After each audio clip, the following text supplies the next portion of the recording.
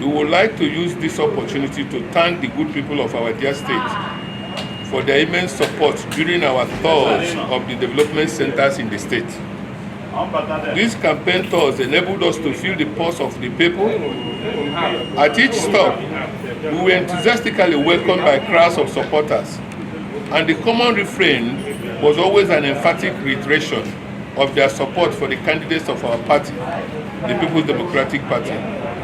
And suffice to say that their trust in our candidates' governance plan, as enunciated in his program of action, had further strengthened his resolve to enthrone a society that will both meet the socio-economic expectations of the electorate and elicit pride in them.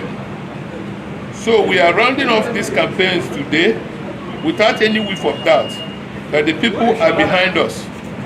Indeed, the election of February 25th may have produced an unflattering outcome for our party, but it has to be appraised in the wider context of the geopolitical considerations that shaped the election in the southeast, which simply was the common sentiment shared in the region regarding the quest for presidency.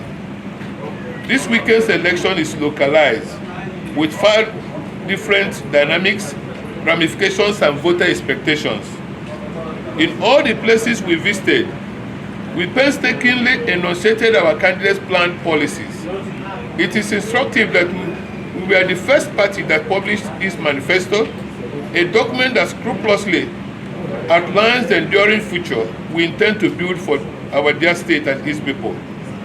The content and hope-inspiring messages of our manifesto were always the defining ethos of our campaign.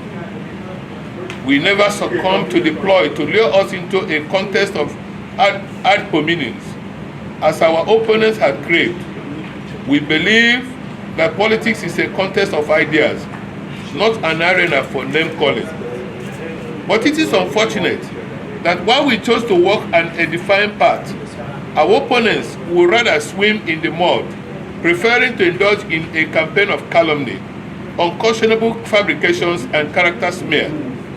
It is reminiscent of the Socratic quip that when the debate is lost, slander becomes the tool of the loser.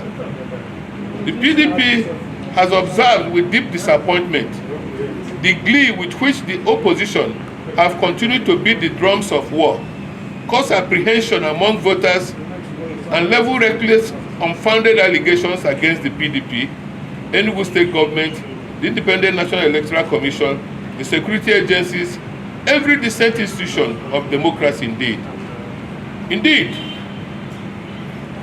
we see this disingenuous tendency to skirt around the issues that matter to the people of Enugu State, especially in the Labour Party's candidate, Chief Chijioke Edoga's perennial scaremongering, rather than outline a roadmap that offers a sense of his vision for the state.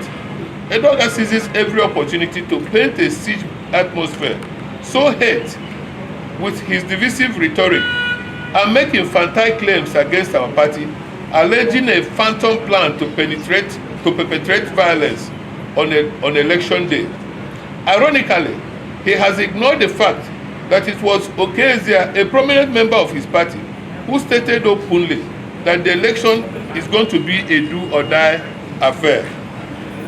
We reiterate our call for security agents to take necessary actions to curb whatever untoward plans these Labour Party war drum beaters may have contrived to visit mayhem on the electorate. We know their collaborators, including 2 former ministers from the state, who are equally the godfathers of Labour Party candidates. This is an open secret. They have deployed their contacts, vast resources to procure instruments of war for an otherwise civic function as simple as an election. We have it on good authority that the opposition, notably the Labour Party, has amassed arms, ammunition, and engines of death in several boundary communities in 3 neighboring states, from where they intend to deploy in the early hours of March 18. We also have it on good authority that the Labour Party has perfected plans to intimidate and compel voters in Enugu North Senatorial District to cast their ballots for their party at gunpoint. To the desperate opposition, the March 18 election has become a case of your vote, or your life.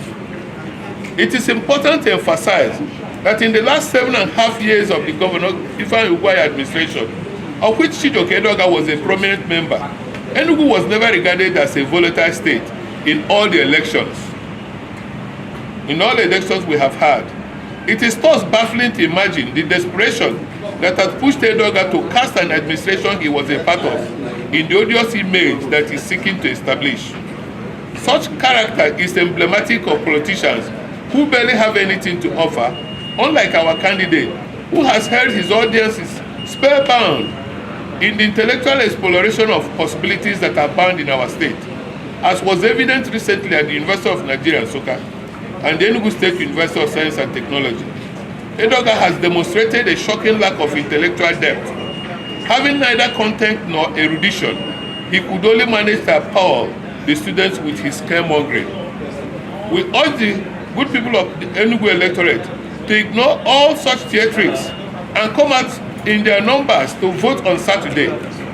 The stakes in this election are quite clear. It is a choice between mere political posturing that owes allegiance to a section and a commitment to secure a prosperous future for all. Our candidate represents the latter. We therefore hereby urge India Enugu to take ownership of this exciting journey to the future by coming out en masse to vote for Dr. Ndubisi Peter Mba to drive this process. Vote for PDP. Thank you very much.